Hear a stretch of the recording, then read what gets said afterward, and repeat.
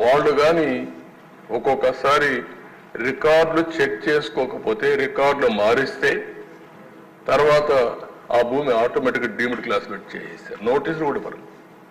ఇలాంటి చాలా ఉన్నాయి దిశ. ఏది ఏమైనా మేము చెప్పాం, చెప్పిన తర్వాత చాలా స్పష్టంగా హామీ ఇచ్చాం. హామీ ప్రకారం మొదటి సంతకం ఏదైతే నేను చెప్పానో డిఎస్సి అని మొదటి 5 సంతకాల్లో ఈ ల్యాండ్ టైటిలింగ్ యాక్ట్ కూడా పెట్టి రద్దుకు ప్రతిపాదన పెట్టాం. మొదటి కేబినెట్లో దీన్ని ఆమోదించాం. మొదటి అసెంబ్లీలో దీన్ని మళ్ళా ఈ చట్టాన్ని రద్దు చేయడానికి ఇది ప్రవేశపెట్టాం. ఇది మా చిత్తశుద్ధిని మరొక్కసారి తెలియజేసుకుంటూ సభ్యులందరూ కూడా దీన్ని ఏకగ్రీవంగా బలపరిచి ఈ నల్ల చట్టానికి మంగళం పాడాల్సిందిగా మరొక్కసారి ప్రార్థిస్తూ ఈ ప్రభుత్వం ఏ మాత్రం కూడా అజాగ్రత్తగా ఉంటాం, ప్రజల ఆస్తులు కాపాడుతాం, ప్రాణాలకు రక్షణగా ఉంటాం.